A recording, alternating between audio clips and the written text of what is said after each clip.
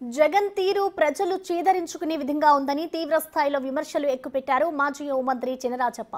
ప్రతిపక్ష హోదా ఇస్తేనే అసెంబ్లీకి వస్తానడడం కరెక్ట్ కాదని చెప్పారు. గతంలో చంద్రబాబు అసెంబ్లీకి రాకపోయినా తాము అసెంబ్లీకి వచ్చామని గుర్తు చేశారు. అసెంబ్లీకి వచ్చే ప్రజా సమస్యల మీద జగన్ చర్చించాలంటున్న చినరాజప్పతో మా ప్రతినిధి రాజేష్ ఫేస్ టు ఫేస్. మాజీ హోంమంత్రి పెద్దపురం ఎమ్మెల్యే చినరాజప్ప ప్రస్తుతం మనతో ఉన్నారు. ఈరోజు జగన్ ఈ సమావేశాలు కూడా రాకూడదని నిర్ణయించుకున్నారు. దానిపైన అదేం మాట్లాడతారు చూద్దాం. సార్, ఎలా చూస్తారు? మరోసారి సభకు రానని జగన్ అంటున్నారు.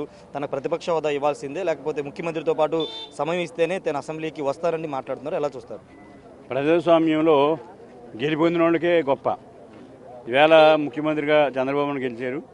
ఈవేళ చంద్రబాబు నాయుడు గెలిచిన సీట్ నాకు కావాలంటే ఎలాగొస్తే రాదు. అలాగే ప్రతిపక్ష హోదా కూడా దానికి లిమిట్ ఉంది. ఇన్ని సీట్లు వస్తే మేము ప్రతిపక్షం వస్తుందని చెప్పి మేము ఇచ్చేది కాదు. రాజ్యాంగంలో ఉంది, అసెంబ్లీ రూల్స్లో ఉన్నది. కానీ పొట్టి అన్నీ తెలుసుండి కూడా ఆయన తప్పించుకోవడం కోసం ఇవాళ నేను రాను, నాకు ఇస్తే నేను రానని చెప్పి చెప్తాను. ఎందుకంటే అసెంబ్లీకి వస్తే ప్రభుత్వం చేసే వైఫల్యాలన్నింటినీ ప్రశ్నిస్తానని తనకు అవకాశం ఇవ్వట్లేదు, తనని అసెంబ్లీ రాకుండా చేస్తున్నారు. అసలు రానవద్దని ఎవరు చెప్పాడు? ప్రతిపక్ష హోదాకి అసెంబ్లీ రానాకే ప్రేమ ఉంది. గతంలో మీరు చూశారు. గతంలో ఇలా చంద్రబాబు నాయుడు గారు రాకపోయినా శాసనసభ్యులుగా మేము అందరం వెళ్ళి మేము అన్ని సంవత్సరాలు కూడా ఫైట్ చేసి ఇవాళ ప్రజా సమస్యలు ఎలుగొచ్చి చెప్పాము. మేము ఇలా అలా రమ్మనండి, రావద్దని ఎవడు అన్నాడు?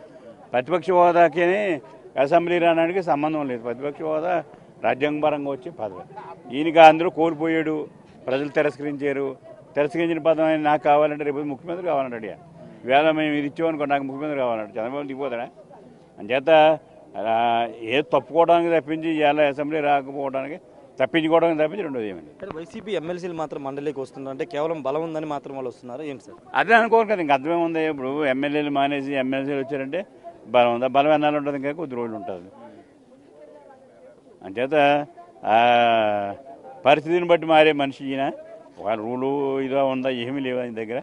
చేత ఆయన కావాలని మానేశాడు, మమ్మల్ని తట్టుకోలేక మానేశాడు. మెడికల్ కాలేజ్ అంశం గురించి ఏమైనా అసెంబ్లీలో చర్చించే మెడికల్ కాలేజ్ అసెంబ్లీలో ప్రతిపక్షం వస్తే మేము చర్చిస్తాం. ప్రతిపక్షం రాకుండా ఇంట్లో పడుకుంటే మేమేం చేస్తాం? మెడికల్ కాలేజ్ మేము రైట్ అనుకున్నాం.